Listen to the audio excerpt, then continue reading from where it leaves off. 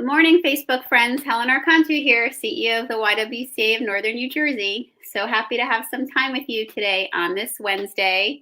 I know depending on where you are, you may be hunkering down, waiting for a big snowstorm or maybe some rain, depending. But no matter, the snow will help create a white holiday, which, is always nice this time of year from the window with the fireplace. And because of the way we're living this year, you're more likely to be inside watching snow as opposed to out and about in it. So this might be the year to enjoy it. But it's also definitely the year to be thinking about how we're doing the holidays a little bit different. It's as we know, it's been a tough year. There's been a lot of loss.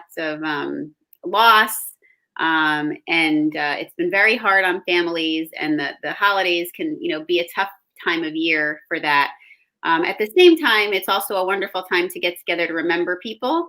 It's a wonderful time to get together and celebrate what's coming for the year, and definitely to have gratitude for what we do have, in this moment for sure. So we thought it's a wonderful opportunity to talk about how to plan your holidays. And we have such a treat for you today. We have Alexis Moore with us, who is an experienced event planner.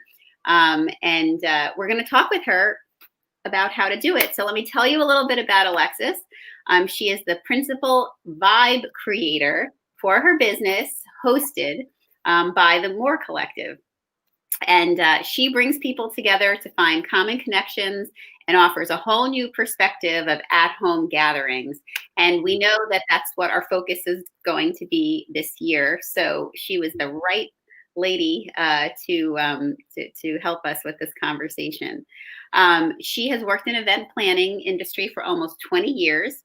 Throughout her career, she has collected a wealth of experience that has informed her hosting philosophy. I love a hosting philosophy. She brings people together to find a common connection, and that really has always been her focus in creating events.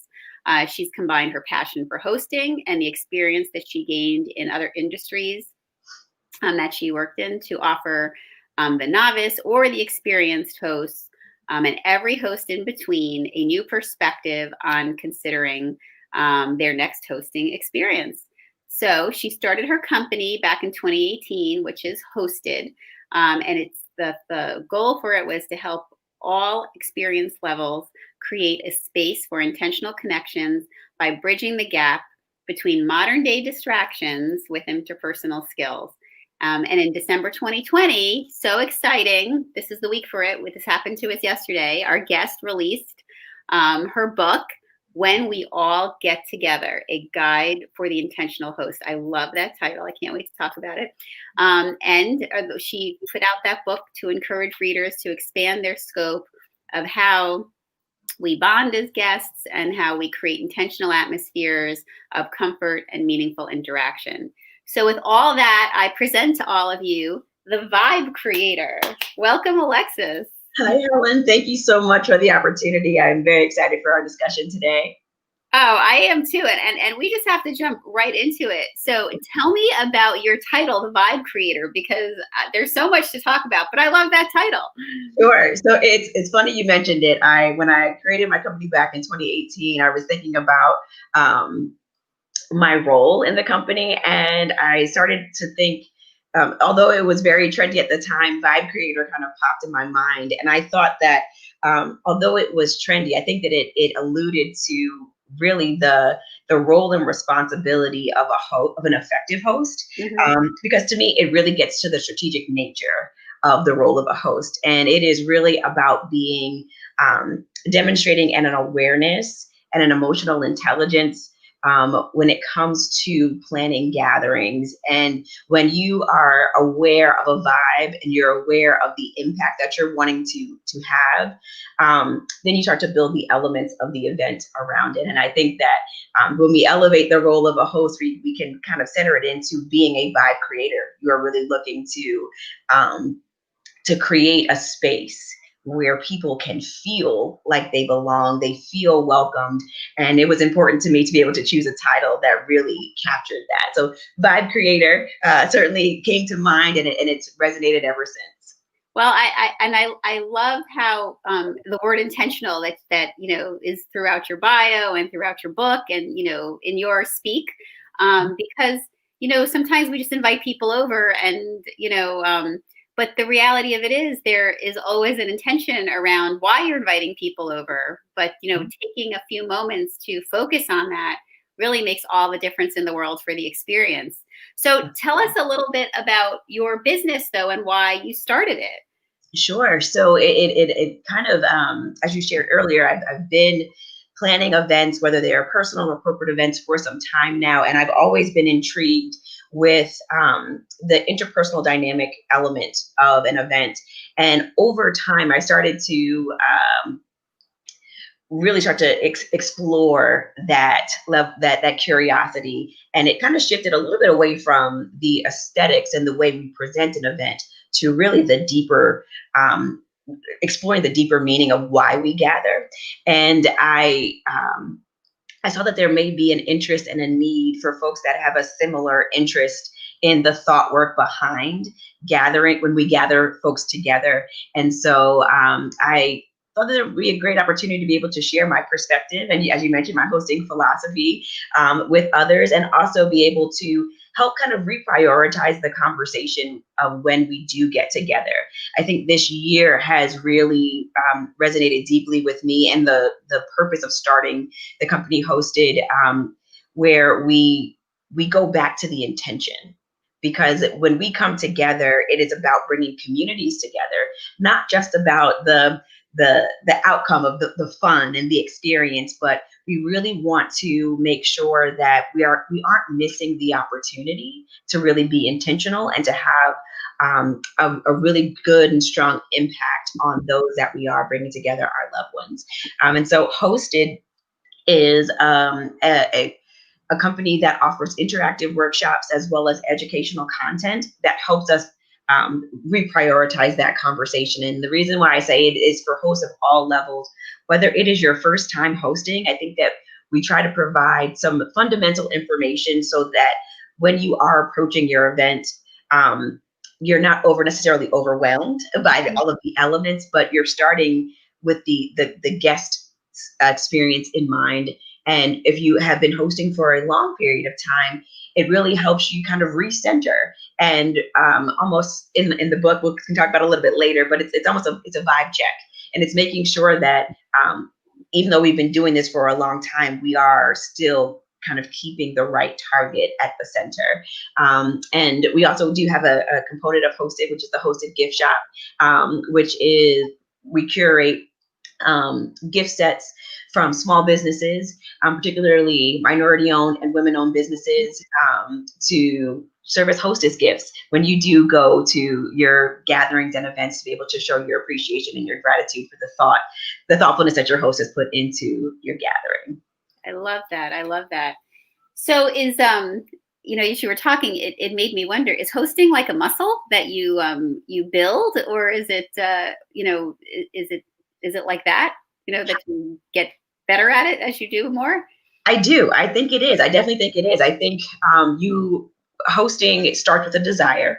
And I think that desire is to bring people together. If you find yourself naturally gravitating to being the person in your friendship circles or your family bringing people together, explore that a little bit more, because I think that is the beginning of realizing that you do have that interest. And then as you continue to host, you learn a little bit more about what you enjoy about the concept of hosting, and then you also learn about what you don't necessarily enjoy about it. And I think one of the facets of Hosted is really taking away our goal is to help take away the anxiety that comes with doing the elements of hosting that create a level of anxiety or stress that a person may have, and really allowing them to say, you can still host and remove those elements as long as you are making sure that the intent behind it is being achieved. So an example that I like to give If you're hosting and cooking is not your forte, that's okay. Don't let that stop you from bringing people together, because there's a bigger picture in mind. So order out, hire a private chef, cater. There are many different ways, and it's about being resourceful, and looking for removing the elements that hinder or negatively impact when you bring people together, so that when you do bring people together, you as the host or hostess is able to show up in a really authentic, genuine way for your guests and be able to participate in the experience. And so that's what we try to help hosts navigate when they are developing that hosting muscle, when they're bringing folks together. I love that. I love that. Because I know sometimes, I can think of when, I've had parties as well. You know, sometimes you're so caught up in the details of getting it together that you feel like you didn't enjoy it yourself. And, you look back at the night and you're like, oh, I missed that. Or, you see a picture somebody posted and you're like, oh, when did that happen? So, it's nice to kind of have some coaching around, being participatory in the experience as well, and not just kind of organizing it for everybody else. Absolutely. Absolutely. I love that. So, one of the I know you talk about delicate hints of thoughtful hospitality. I love that quote. Yep. Can you talk a little bit about that idea for us? Sure. So I think when I talk about thoughtful hospitality, I recognize that hosting can really be a very rich experience when we consider the impact of layering on hospitality. And hospitality is really about it's serving others the way you would want to be served, right? So it's really about serving the guest and putting the guest at the center of your experience. And I really think that it's achieved through the personalized touches, the consideration of your guests, and almost at a philosophical level, when you're thinking about thoughtful hospitality, you're really putting yourself in your guest's shoes. Not only considering the things that they like and they enjoy, but also how they may be showing up to your experience. And I think if we're grounding thoughtful hospitality in the year 2020, I think we've all experienced 2020 differently. And when you are thoughtful about hosting someone or bringing someone into your space, you are thinking about what all that they also may be bringing with them to an event. And you want to make sure that you are matching, that you are developing your event and the energy that you're looking to curate and create in the event, that you are being mindful that everyone may be coming in with different levels of energy and different experiences. And you want to make sure that you are being mindful of that.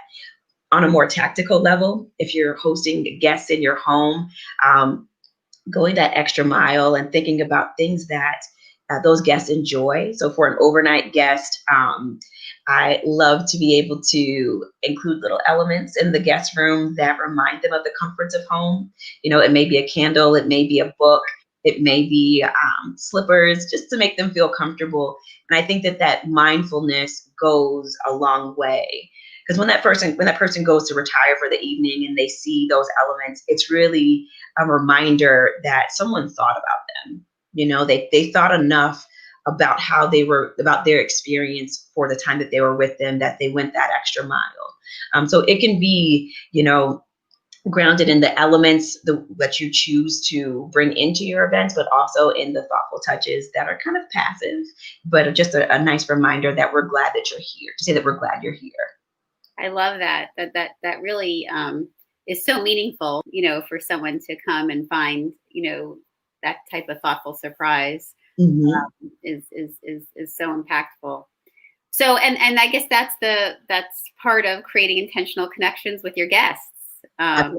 So, I love that. So what are some other ways that we can do that for, other types of gatherings, not just overnight guests? Sure. So I know that, our gatherings may be smaller this year, but that doesn't mean that it affects the impact and the intent behind it. I think that there are, when you're bringing folks together, being really mindful of, if you're bringing together folks that may not necessarily know each other, create elements or activities that really draw out the common connection.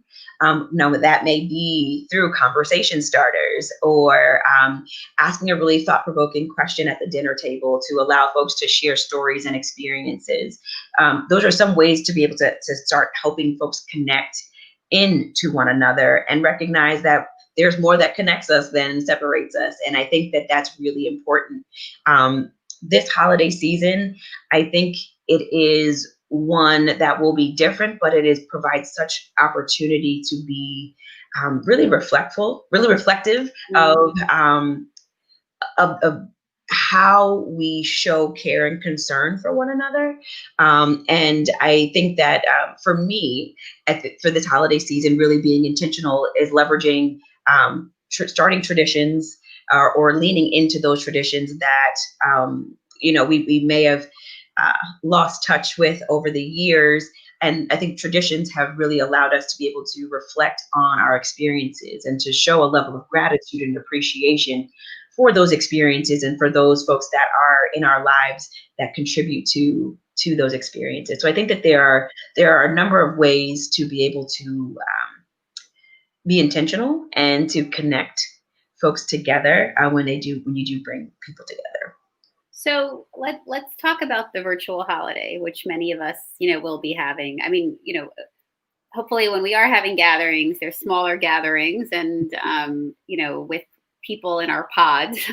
that are safe. But if we do have family that normally would travel from out of state or from another town or so forth to come visit, how are ways to still bring some of these elements into that virtual or that Zoom or holiday dinner? Is there stuff to plan? And I'm also thinking our YWCA team is actually having our staff is having a virtual holiday party on Friday. What should I be thinking about to make it special and different? Sure. So I think that this holiday season will require a new level of innovation Yeah. as we have been on Zoom, whether it's for work or for happy hours and things of that nature. I think if you're looking to leverage platforms like Zoom to connect with your family, think about the different ways that you typically engage in person. So for those folks, our family, we have all different age ranges in our family. And if you think about when we were in person, the kids might go off to one space, the teenagers to another space. You can replicate that through Zoom and online platforms. Create different meeting rooms for those different age groups and apply different activities to those spaces. So if Christmas Day, you're typically together with your family, consider doing a time block for those particular age groups to be able to meet or gather together. Then also consider creating spaces for if eating is not necessarily conducive for on camera, but consider maybe hosting a session on Christmas Eve or New Year's Eve where there's a cooking demonstration or a session where you guys can get together and talk about recipes and really be creative in that space. So if you're leveraging Zoom for those reasons and purposes, feel free to think about the breakout rooms. I also think that breakout rooms are helpful in breaking up the day. And for those folks that may be introverts like me, there may need to be some downtime from the camera. So it creates that space to be able to participate how you need to and how you would like to via Zoom. I also encourage folks, when you are on Zoom, consider activities that may not necessarily initially come to mind. So one idea that we are exploring is we have family members that enjoy going to concerts. But right now we can't go to a concert, but there are many artists that are out there that are willing to do virtual concerts for the holidays. Consider doing a Zoom session where it's multiple families or groups of friends coming together and really commit to that vibe, whether it is, you have a couple's night, or where you're listening to a concert, or even inviting a comedian to join for a nice fun element. So think outside the box of how you can leverage those Zoom sessions so that they're interactive, fun, and allow you to enjoy an experience together while being apart. I also encourage folks to leverage social media. This Thanksgiving, I shared some tips with the group. Consider, for those folks that may enjoy using social media, consider creating a family hashtag and follow your family throughout the holidays with the hashtag. So for Thanksgiving, we had a very small, intimate Thanksgiving, but one of the elements that I really enjoyed was a gratitude walk. And that gratitude walk is really about just taking time to really be present and thankful for all of the elements in your life. And we can encourage folks all over to participate at the same time using the same hashtag. And it allows you to really follow the experience and contribute into the experience. So I think that those are ways to be able to leverage online platforms to be able to connect people in. So really think outside the box and consider those activities that you may not have throughout this year to be able to bring folks in and enjoy the holidays together. Wow, those were so many ideas that I really had never even thought about. I love the Zoom, using the Zoom rooms for different ages, and bringing in different couples night with music or comedian. Those are great suggestions. Well, I can't let us leave each other without talking about the really exciting news for you for this month and this year is your book. Yes. So you wrote a book and got it published, and I know it was important for you to get it out this year. Mm-hmm. And it's When We All Get Together, a guide for the intentional host. And folks watching, we've been adding the links so that you could connect with Alexis through her social media platforms and her website, so you can get access to all of her great information, her classes, her gift ideas for hosts, and her book. So tell us how it came to be and why it was important to come out now. Yeah. So When We All Get Together was it was a concept that's been in my heart for a really long time. I think that, as I mentioned earlier, it was really about my desire to contribute to the world of hosting and hospitality, and to help kind of shift the mindset and reprioritize the conversation of when we all get together. So this year, we were required to kind of take a step back from our community through social distancing and things of that nature. And I think that the 2020 kind of exacerbated an issue that I felt was already existing in our society, where we've been kind of permitted to live somewhat isolated lives, and we've kind of strayed a little bit away from the valuing community and valuing the different communities that we're a part of. And so the message, this is the year where I feel like we were able to kind of hit the reset button and really think about how we show up and participate in our communities. And when we can take a pause to think about how we have shown up and how we would like to show up, it gives us the ability to go into a new year and a new season with this renewed and refreshed perspective of when we all get together, what is the impact? What is the goal that you're looking to have? Because I think one thing that we've come to realize, that with all of the challenges of 2020, the one thing that was able to help us get together was each other. And there are communities that are aching right now, and we haven't been able to come together to be able to process.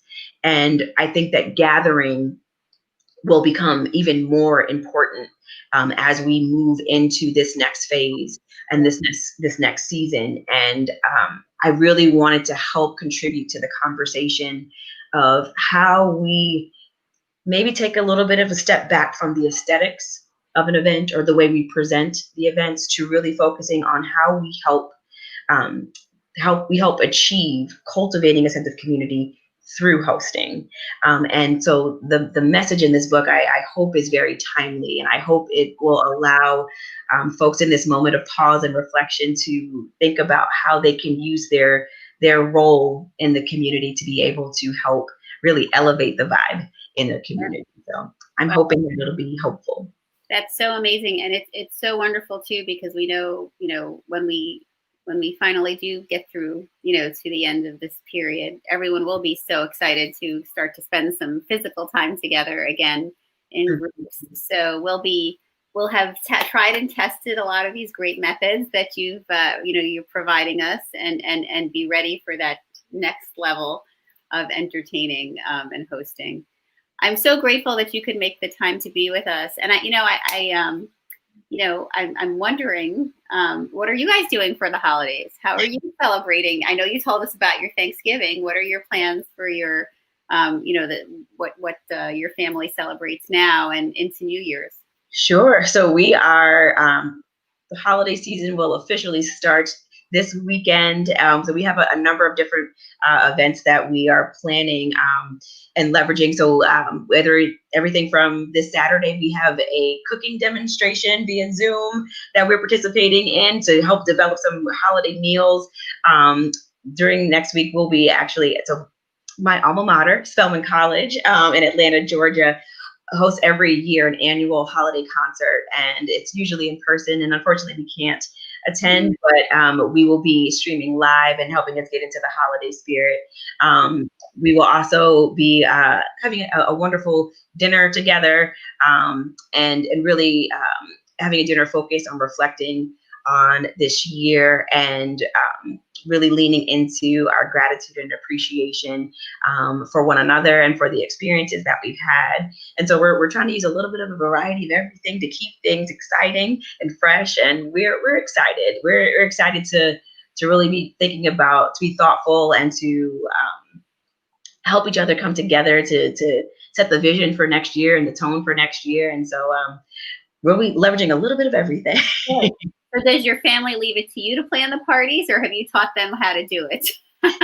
Honestly, I'll be honest. I learned from my family. Like my member of my family has contributed to how my hosting philosophy, and so we allow each other to be able to use each other's skill sets and experience. And bless you.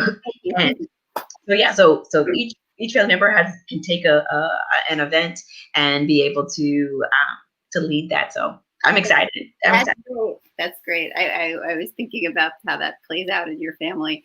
But thank you so much, Alexis. This was so much fun, and also, perspective setting. This is, as I said, people have lost so much this year, and time together with family is so precious. Absolutely. And your tips and your book and your classes, and are so many ways to really make it meaningful, and and even more meaningful and impactful than ever before. So thank you. Thank you. For those of you watching, if there's someone in your life that you wish had been watching with you, never despair. That's what YWTV is all about. Please feel free to share this conversation. It's easy to do. Copy the link and send it to someone that you think might like it, or share it to your Facebook page. YWTV is all about amplifying and messages and inspiring our community and educating our community. And this is another really timely, fun yet impactful conversation to share. And again, you can connect with Alexis and all of her great work on her social media platforms, which are linked in the comments, and they've been on the screen. And to grab her book, great holiday reading. You've got a few days to get it all in before your party. So for sure. And if you can join us tomorrow, those of you who are regulars at YWTV know that we share the mic now on Thursdays. We work to amplify the voices of Black women in our community. And tomorrow we've got a great conversation ready with Onika Roberts, who happens to be a board member of the YWCA, but also happens to be a amazing woman, wonderful mother, incredible professional, and veteran. So many facets to Onika, and I'm excited to talk with her and for you all to get to know her a little bit better. If you like what you see, We encourage you to support the YWCA of Northern New Jersey. We try to make that easy for you. You can text Equality to 707070 and make a donation. You can go to our website at ywcanj.org and make a donation, or you can always do it through Facebook. 3 easy ways, or you can mail a check. There's that too. That still works. But we do encourage you to support our work. This has been a challenging year, and your donations have definitely helped us through. And it's not too late to sign up for a 21-day Racial Equity and Social Justice Challenge. The link will be here in the comments, and we do encourage everyone to take the plunge.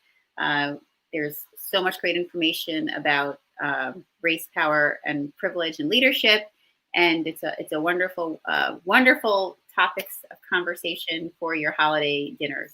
So we do encourage you to integrate a social justice flair. If anything, when we look back at this year, that is for sure. We learned so much about the inequities of our society have definitely been spotlighted. And there's nothing better than starting the new year ready to attack them and move towards equity together.